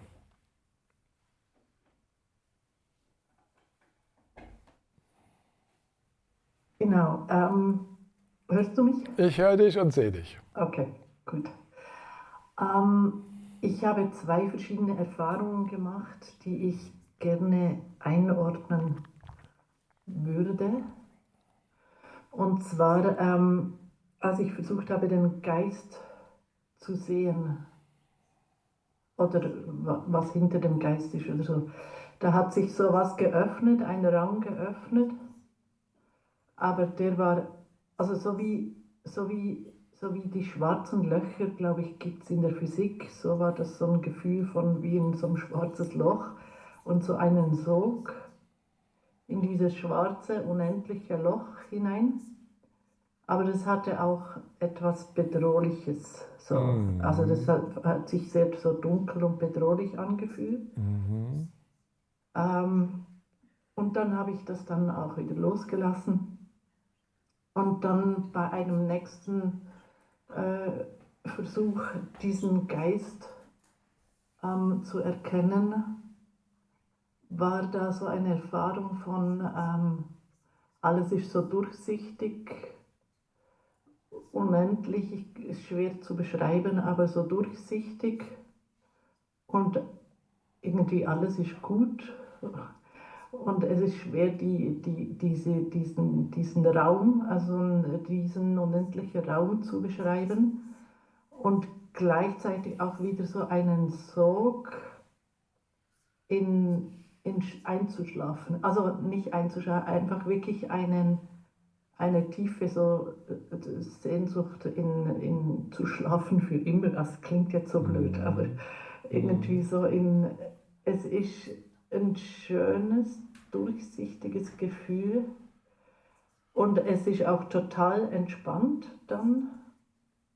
Also es kommt so ein Seufzen und eine riesen Entspannung und gleichzeitig so ein Einschlafen. Ja. Du Anja, ich verstehe nicht, was da passiert. Du Anja, ich sehe da einen Zusammenhang, ne, was da jetzt passiert. Und zwar, so wenig wie ich dich kenne, ja, wir haben nur selten, wir sind uns ein paar Mal so begegnet, aber das Erste kommt mir vor, als ob du so knapp an einer Traumaerfahrung vorbeigeschrammt bist, ja? Dass dieses schwarze Loch und so, ich bin froh, dass du nicht reingegangen bist, dieser Sog, ja, das ist so typisch und so, und das ist auch, dass du Angst hattest davor. Das ist gut, dass du da nicht weiter hineingegangen bist. Mit einem gewissen Vertrauen in die Natur des Geistes kann man da reingehen, es passiert auch nichts, aber wenn dann ein Festhalten passiert und so, dann kann die Panik enorm werden und Blackout und so weiter. Ja, das ist so. Und das andere, was du so beschreibst, das ist eine Erfahrung, wo sehr viel mehr Vertrauen aktiv war, aber auch eine Erschöpfung so stark spürbar wurde, so eine Erschöpfung, die vielleicht damit zusammenhängt, dass dieses unbewältigte Trauma im Hintergrund aktiv ist. Also ich habe das genauso erlebt, wenn ich in meinem Trauma gerutscht bin, dann hat sich das genauso wie deine erste Erfahrung angefühlt. Und immer wenn man in Kontakt kommt mit dieser Traumaenergie, dann zeigt sich auch so eine Hintergrunderschöpfung, weil wir schleppen das schon lange mit uns herum. Ja, also geh kleinschrittig weiter, aber so, weißt du, dir kann nicht wirklich was passieren. Auch Trauma bringt einen nicht um. Aber es ist eine Erfahrung als ob. Das ist gar nicht so toll. Ja? Ist nichts Schönes. Ja?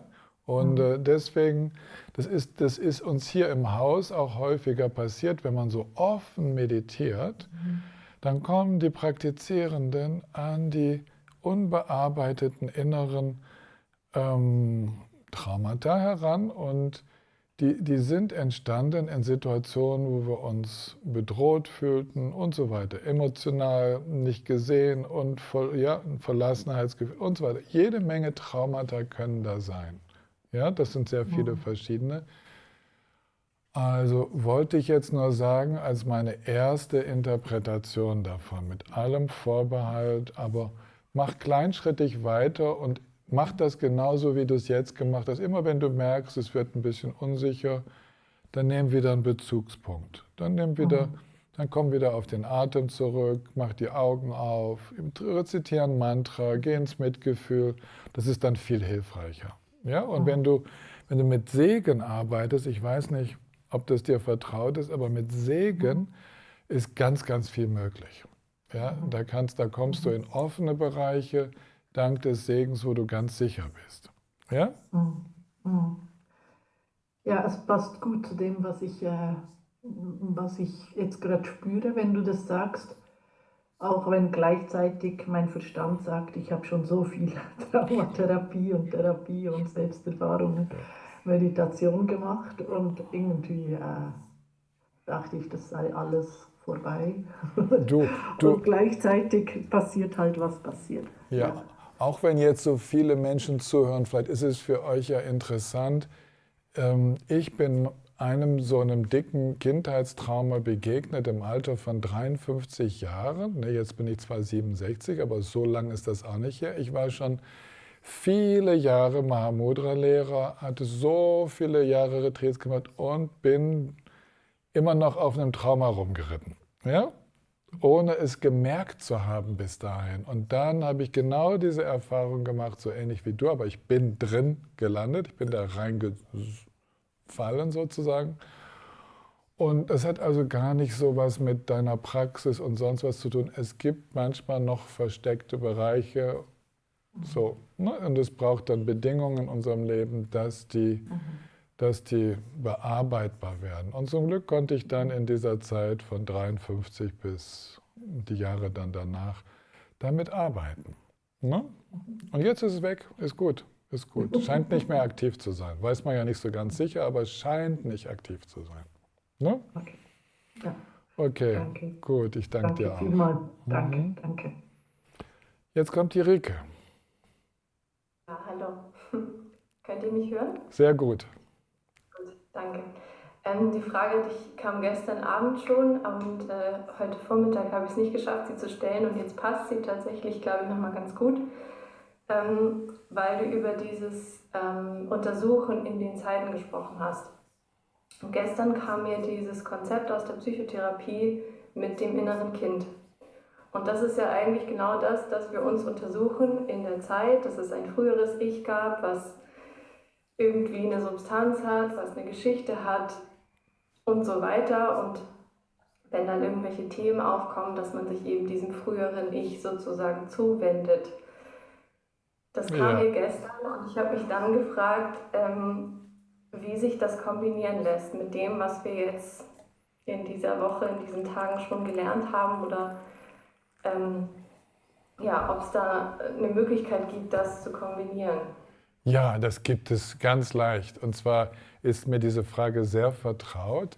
Das innere Kind, mit dem wir arbeiten, ist das Bild von uns im Jetzt, was wir im Jetzt haben, von dem, wie es früher vielleicht gewesen ist. Ja? Wir arbeiten im Jetzt. Wir arbeiten gar nicht in der Vergangenheit. Die Jetzt-Erfahrung ist Gegenstand des Arbeitens, obwohl wir uns innerlich beziehen auf Erinnerungen, auf Erfahrungen, die Spuren hinterlassen haben. Die Spuren sind aber im Jetzt. Das heißt, die Vergangenheit wird immer im Jetzt bearbeitet. Sie wird nicht in der Vergangenheit bearbeitet. Und auch wenn wir für das innere Kind jetzt neue Erfahrungen ermöglichen, die finden im Jetzt statt und bieten dann uns eine Alternative an zu dem, was wir früher erlebt haben und was bis jetzt, im Jetzt immer sehr aktiv war. Aber jetzt haben wir eine neue Möglichkeit, damit umzugehen. Das ist alles immer in diesem nicht fassbaren, gegenwärtigen Bewusstsein, in dem wir nicht sagen können, dass die Zeiten irgendwie getrennt werden. Es gibt eigentlich nur die zeitlose Dimension. Okay. Ja. Und wir haben ja jetzt die letzten Tage mal viel über dieses Nicht-Selbst gesprochen, also dass es uns dass es mich ja so nicht gibt, weil da kein festes Ich ist, was ja aber in dieser Technik eigentlich ja auch so nicht, also es ist so schwierig, finde ich, in dieser Technik dann, weißt du, wie ich das meine, damit zu arbeiten, zu sagen, es gibt da ja eigentlich gar kein inneres Kind sozusagen, was da jetzt gerade ein Thema hat. Ja, schau, es gibt ein dynamisches inneres Kind. Dieses innere Kind kann heute Erfahrungen machen, die es damals nicht gemacht hat.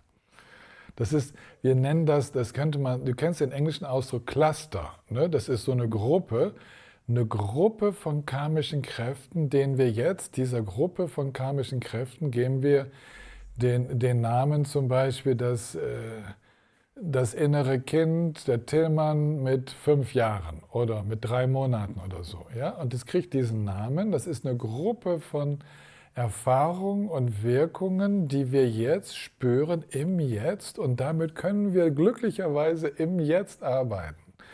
Wir müssen nicht irgendwie eine Reise in eine irgendwo noch existierende Vergangenheit machen, sondern es sind die jetzt wirksamen Kräfte, in denen wir jetzt neu gestalten können. Das heißt, du hast es genau mit diesem dynamischen Ich zu tun. Es funktioniert, diese Arbeit mit dem inneren Kind funktioniert, weil es dynamisch ist und weil es keine Zeit gibt. Okay. Ja, und wenn du so mit deiner Therapeutin oder wenn du auch jetzt bei uns im EPT-Unterricht, wenn wir darüber sprechen, mit Therapeuten, die tief hinschauen, die wissen alle, auch wenn sie Psychoanalytiker sind und man denkt, die arbeiten immer mit Eltern und also Vater, Mutter von damals und so und ja, alle wissen, die Arbeit findet im Jetzt statt. Ja? Keine Diskussion. Habe ich in therapeutischen Kreisen nie irgendeinen Widerspruch gefunden. Okay, da kannst du also getrost weitermachen mit einem Schuss mehr Bewusstheit dafür, dass du im Jetzt arbeitest und dass du mit etwas illusorischen Formen arbeitest, die eine hohe Symbolwirkung haben. Okay? Ja. Gut. Danke. Also, wir werden nach der Cornelia erst die Pause machen. Cornelia kommt auch noch dran. Hört ihr mich? Ja, wir hören Hört ihr dich. mich? Ich habe gerade eine völlige Begriffsverwirrung. Und zwar schon seit heute Mittag der Sitzung. Ich bin in meiner Vorstellung immer davon ausgegangen, dass der Geist das ist, also ich kann den Geist lenken, irgendwo hin, zu meinem Fußzeh, zu meinem Kopf. Das war meine Vorstellung. Und dann hast du in deinen Anweisungen hast du dann gesagt, bist du dann nahtlos übergegangen zum Gewahrsein. Und das war für mich ist für mich irgendwie was Getrenntes. Das Gewahrsein ist was, wo ich das Gefühl habe, das wird mir geschenkt, wenn ich in einer tiefen Meditation bin. Das ist etwas, was ich gar nicht beeinflussen kann. Das erscheint sozusagen. Und Ich verstehe. Ja, und da bin ich etwas gerade... Ja, das ist auch nur eine Begriffsverwirrung. Das hängt damit zusammen, wie wir Sprache gebrauchen. Der Begriff Geist ist in meinem Universum und jetzt so, wie die meisten Texte übersetzt werden, ist der größte Begriff. Alles, was mit Bewusstseinsprozessen zu tun hat, gehört in diesen, ist ein Unteraspekt von Geist. Also Gewahrsein ist ein Aspekt von Geist, dualistisches Bewusstsein ist ein Aspekt von Geist, Erinnerung und ja, die 6 oder 8 Arten von Bewusstsein sind ein Aspekt von Geist. Ja, der Geist ist so der Überbegriff. Und in meinem Sprachuniversum, da kann ich mir schon auch sagen, ich richte den Geist in die Zehe, ja, ich schicke den so zu, aber eigentlich ist es präziser zu sagen, ich lenke die Aufmerksamkeit in die Zehen oder in die Finger und so. Die Aufmerksamkeit geht dahin. Das gesamtgeistige Erleben ist natürlich viel größer und viel weiter als nur die Aufmerksamkeit jetzt gerade in den 5 Fingerspitzen. Ich sehe dich weiterhin, ich nehme das Licht hier wahr, ich spüre meinen Rücken und so, aber das Bewusstsein ist ganz stark in den 5 Fingerbeeren jetzt gerade, die Aufmerksamkeit. Also da kannst du mit den Begriffen mal gucken, wie du dich mit deinen Begriffen zurechtfindest. Aber ich konnte dir jetzt wenigstens erklären, wie ich sie benutze. Wenn du das Wort Gewahrsein für das reservierst, was du als segensreiches Gewahrsein in der tiefen Meditation erfahren wird, dann ist es halt das. Und dann benutzt du für das andere was anderes.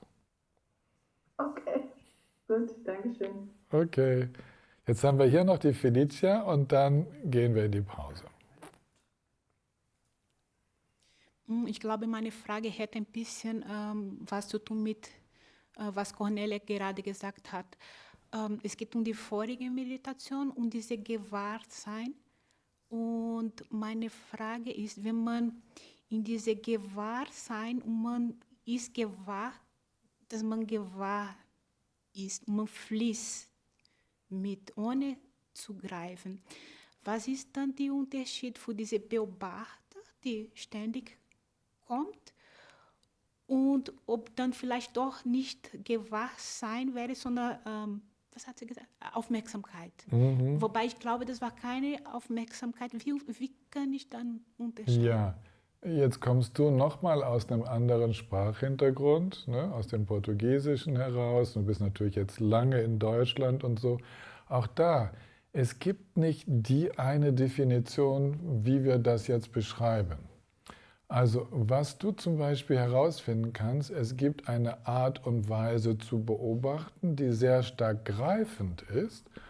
Und dann kommt es so im Bewusstsein, kommt es zu so ein bisschen so einem nicht so fließenden Erleben. Das Beobachten fixiert sehr stark. Aber es gibt auch eine Form des Beobachtens, die sehr fließend ist.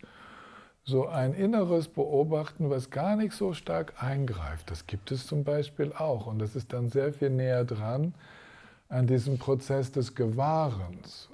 Und im Gewahren, ich benutze dieses Wort nicht nur für das non-duale Gewahren, sondern das Gewahren benutze ich für eine Form des Bewusstseins, wo wir der Natur des Erlebens auch schon gewahr sind. Und das kann auch dualistisch sein. Es gibt dualistische Formen von Gewahren oder Gewahrsein und es gibt non-duale Formen davon. Also, weißt du, ich musste mir als Übersetzer da ganz viel Gedanken drüber machen, aber ich bin mir auch bewusst, dass jeder sein eigenes Verständnis davon entwickelt und auch seine eigene begriffliche Zuordnung macht. Und es gibt keine, die richtig oder falsch ist, sondern nur, dass wir uns in der Erfahrung verstehen. Vielleicht merkst du, dass es verschiedene Qualitäten von Beobachten gibt. Vielleicht merkst du, dass es verschiedene Qualitäten von Gewahren gibt und so. Und dann differenzierst du das. Dann wird das immer differenzierter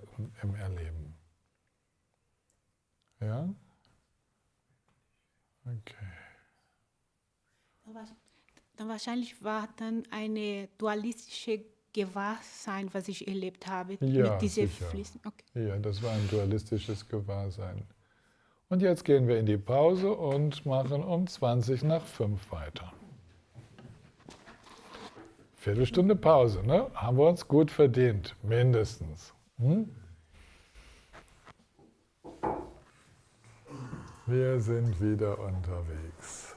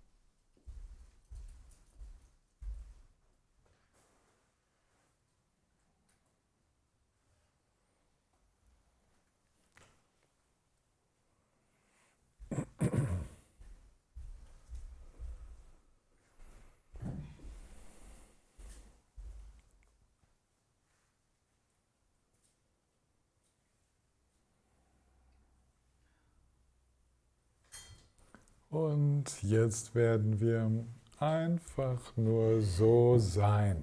Ja? Null Aufgaben. Wir meditieren miteinander und wir können es nicht einmal Meditation nennen. Wir sind einfach.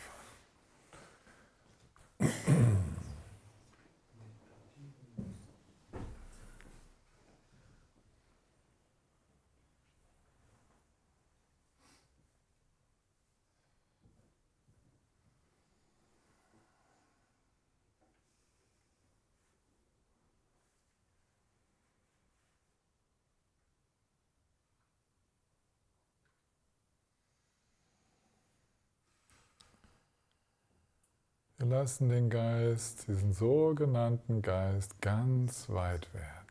Ganz, ganz weit. völlig unbelastet von Aufgaben.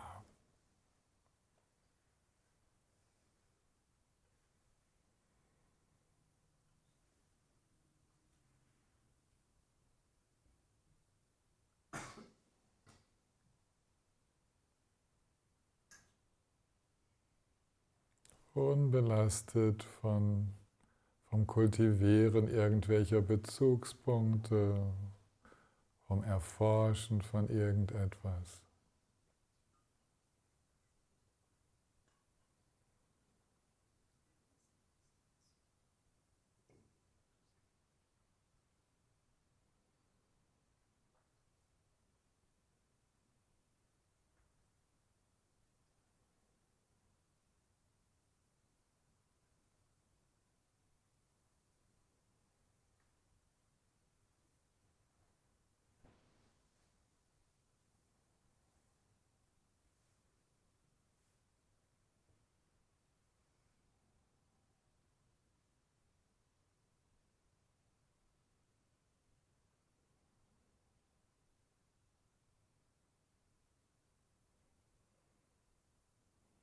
Wir haben ja wiederholt erfahren, dass nichts von all dem, was wir da erleben und inklusive wir selbst, dass da irgendetwas fassbar wäre. Wir verweilen einfach in diesem offenen, weiten Gewahrsein, wo wir gar nicht erst versuchen, irgendetwas zu ergreifen, irgendetwas zu erzeugen.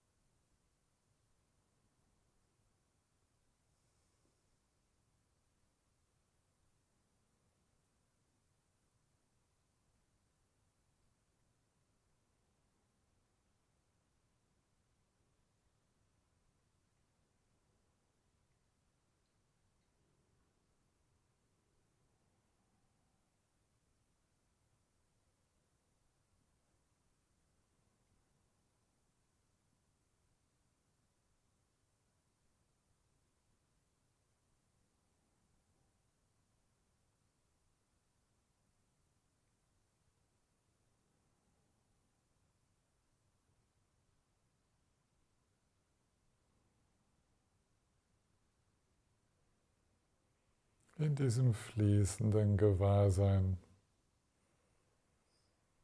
geben wir volle Erlaubnis, dass es fließen darf, wie es will. Verfolgen keine Absichten.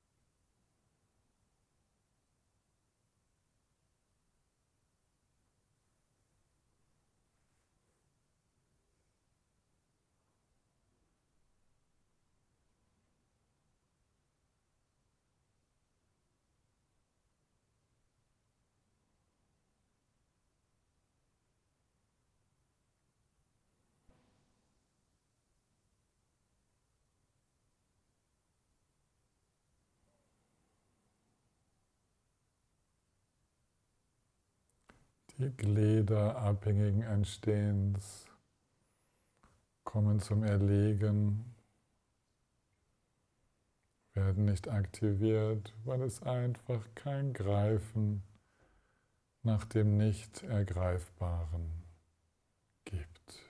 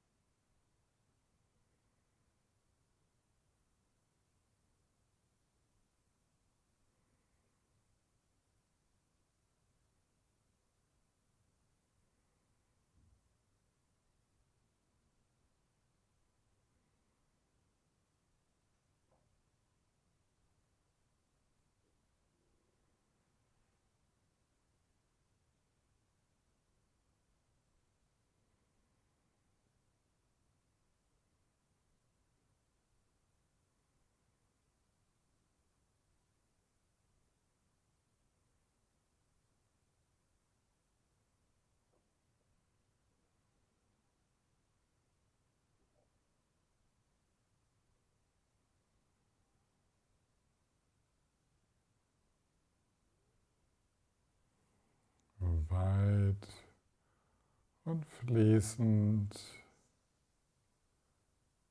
der nicht fassbaren Natur des Erlebens gewahr.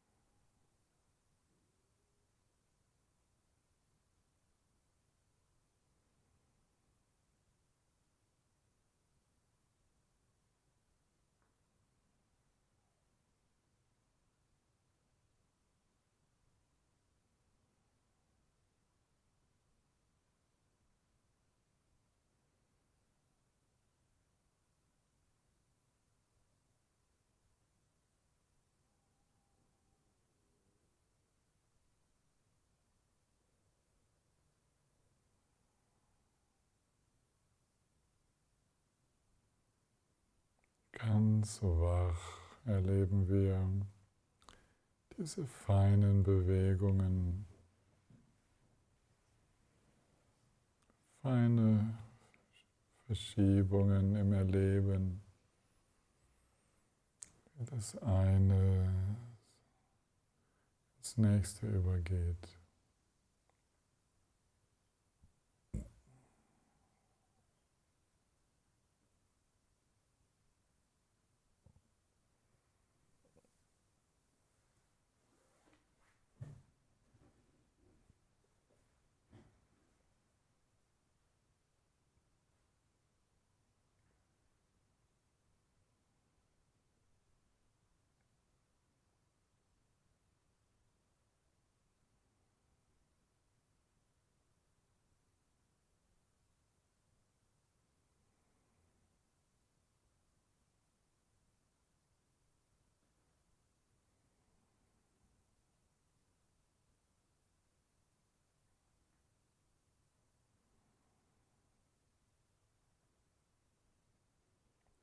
Wir erleben uns als sehr lebendig, obwohl gar nicht viel passiert.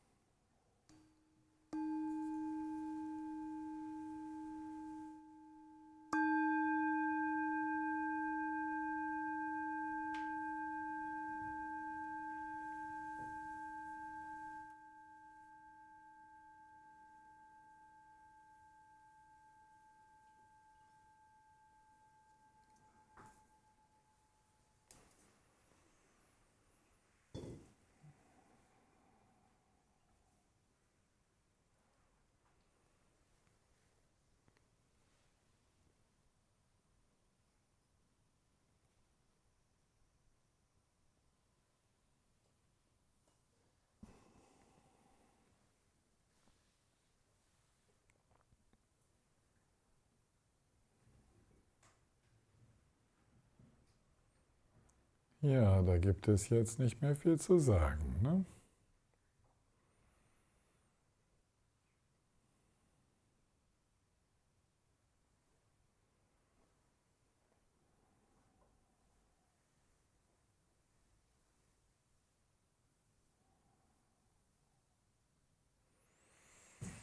Da können wir auch hier schon für heute beenden.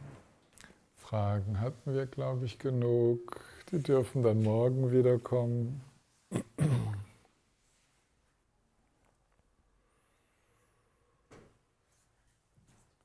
Sunam de ye tam je se panin tam ne ne penjanam pam jene Kanga na chi balam jumpaye sipe zole jawa shu Jambe pavun jita kempadang kuntu sampo de yang de shinte Deda kunji jesu da lom ching ewan dinda tam je rab tumo Sangye kusum nipen jen lam dan sheni min chun dem ben jen lam dan Kendu me je dem ben jen lam jin jitang o waman lam drum bai jo.